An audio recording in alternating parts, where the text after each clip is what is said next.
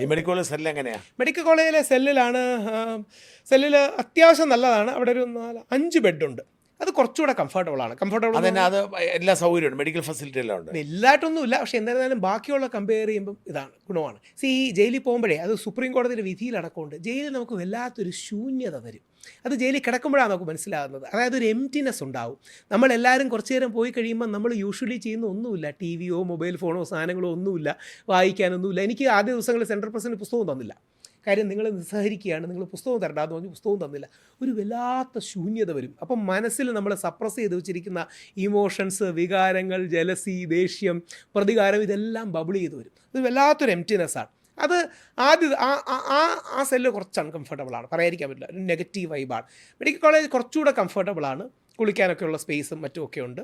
അവിടെ പോയി പിന്നീട് തിരിച്ച് കൊണ്ടുവന്ന് കിടത്തിയത് ഒരു കൗതുകം എന്ന് പറഞ്ഞാൽ, എന്നെ നിർബന്ധമായിട്ട് നടുവേദന കൂടുതലായതുകൊണ്ട് ഹോസ്പിറ്റൽ വാർഡിൽ ഇടണമെന്ന് അവിടുത്തെ ഡോക്ടർ എഴുതി കൊടുത്തു. പക്ഷേ ഹോസ്പിറ്റൽ വാർഡിൽ പത്മകുമാർ സാറും വാസു സാറും കിടക്കുകയാണ്. പോലീസുകാർ എന്നോട് പറഞ്ഞു, നിങ്ങളെ അവിടെ ഇടാൻ പറ്റൂല, ഇനി വേറെ ഏതെങ്കിലും വിവാദം അതിൻ്റെ പേര് ഉണ്ടാവും എന്ന് പറഞ്ഞു. അവിടെയായിരുന്നു. ഞാൻ പത്മകുമാർ സാറിനെ 2 തവണ കണ്ടു. ജയിലിൽ വെച്ചാൽ 2 തവണ കണ്ടു. ഇപ്പോഴും ജയിലിലാണോ? പത്മകുമാർ സാർ ഇപ്പോഴും ജയിലില്ല. അല്ല, അവിടെയാണോ? അവിടെ ഞാൻ കിടന്ന ജയിലിൽ തന്നെ. ഹോസ്പിറ്റൽ വാർഡിലല്ല. ഇപ്പം അവർ ഹോസ്പിറ്റൽ വാർഡില്ല. അവരുടെ ഹോസ്പിറ്റൽ വാർഡിലായിരുന്നു എന്നെ ഇടേണ്ടിയിരുന്നത്.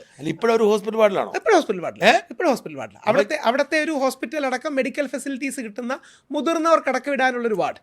അത് വേറൊരു ഇതിലായിട്ടല്ല, കുറച്ച് സീനിയറായ ആൾക്കാരെയും കുറച്ച് കംഫർട്ട് വേണ്ടവരെയും ഒക്കെ ഇവിടെ ഇടാറുണ്ട്. അപ്പോൾ വരുമ്പോൾ സുഖം അവർക്ക്? സുഖമല്ല സാർ, അത് സുഖമാണെന്നേ നമുക്ക് വെളിയിൽ നിന്ന് കേൾക്കുമ്പോൾ തോന്നും സുഖമല്ല. പക്ഷേ അവർക്ക് എന്താ പറയുക, ഹെൽത്ത് ഇഷ്യൂസ് മുതിർന്നവർക്കൊക്കെ അങ്ങനെ കൊടുക്കും. മുതിർന്നവർക്ക് മാത്രമല്ല, കൂടെ ഉള്ള ഒരു ഉണ്ണികൃഷ്ണൻ കട്ടിൽ കിട്ടും. എനിക്ക് കട്ടിൽ കിട്ടി. എനിക്ക് അതിനോടനുബന്ധിച്ച് മറ്റൊരു സ്ഥലത്ത് കട്ടിൽ കിട്ടി. അവിടെ 18 പേര്.